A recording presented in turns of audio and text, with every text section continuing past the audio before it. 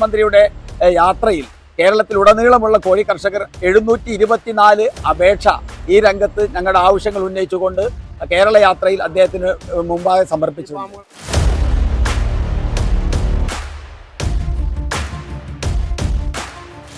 അതിനു വേണ്ടിയിട്ടുള്ള നിങ്ങളുടെ പോരാട്ടം ന്യായമായ പോരാട്ടമാണ്.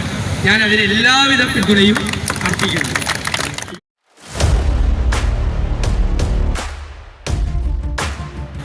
ഇനി മറക്കില്ലേ, ഇനി ഏത് കോഴി കർഷകരെ കണ്ടാലും ഈ വിഷയം ഓർമ്മയുണ്ടാവും, എവിടെ ചെന്നാലും ഓർമ്മയുണ്ടാവും. അത് പരിഹരിക്കുന്നതിന് വേണ്ടി ചില ജനപ്രതിനിധികളായ ഞങ്ങളുടെ മുമ്പിൽ ഒരു വിഷയം വന്നാൽ അത് ജെനുവിനാണ് എന്ന് തോന്നിയാൽ അത് നമ്മളെ മനസ്സിൽ കിടക്കും.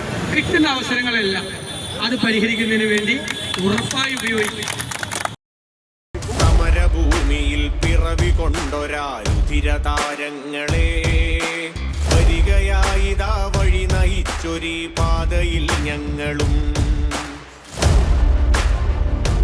ഈ നാട്ടിൽ തന്നെ നമുക്ക് ആവശ്യമുള്ള കാര്യങ്ങൾ ഉൽപ്പാദിപ്പിക്കുന്ന നിങ്ങൾ ഏറ്റവും കൂടുതൽ അർഹതയുള്ളവരും പരിഗണന ലഭിക്കേണ്ടവരുമാണ് എന്നാണ് എൻ്റെ അഭിപ്രായം. പക്ഷേ നിങ്ങൾ മൃഗസംരക്ഷണ വകുപ്പിൽപ്പെടുകയും പക്ഷിയായ കോഴിക്കുഞ്ഞിനെ മൃഗമാക്കി പരിഗണിക്കാതിരിക്കുകയും ഇപ്പുറത്ത് കൃഷിയായി പരിഗണിക്കാതിരിക്കുകയും ചെയ്യുന്ന ഒരവസ്ഥ വിശേഷം നിലവിലുണ്ട്. പരമാവധി നിങ്ങളുടെ ആവശ്യങ്ങൾക്ക്, പ്രധാന ആവശ്യങ്ങൾക്ക് അത് പരിഗണിക്കപ്പെടാൻ നിങ്ങളെപ്പോലെ കോഴി കഴിക്കുന്ന ഒരാളല്ല, കോഴി കർഷകനെ പോലെ തന്നെ നിങ്ങളുടെ കൂടെ നിൽക്കാൻ ആര്യാടൻ ചൊക്കത്തും കൂടെ ഉണ്ടാകും എന്നുള്ള നിങ്ങൾക്ക് ഉറപ്പുവരും. പുതിയ പോർമുഖങ്ങളിൽ സമരമായി പടരുവാൻ, കാലമേൽപ്പിച്ച കർമ്മഭൂമിയിൽ നിർഭയം നിറയുവാൻ, വരികയായിതാ നല്ല നാളേക്ക് പടവുകൾ പണിയുവാൻ.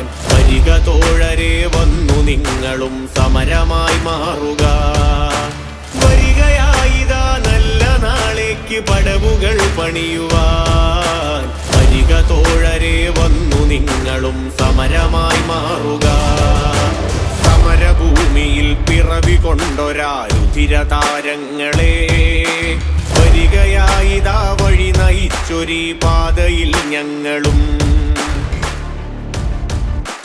സമരഭൂമിയിൽ പിറവി കൊണ്ടൊരാരുധിരതാരങ്ങളെ വരികയായിതാ വഴി നയിച്ചൊരീ പാതയിൽ ഞങ്ങളും.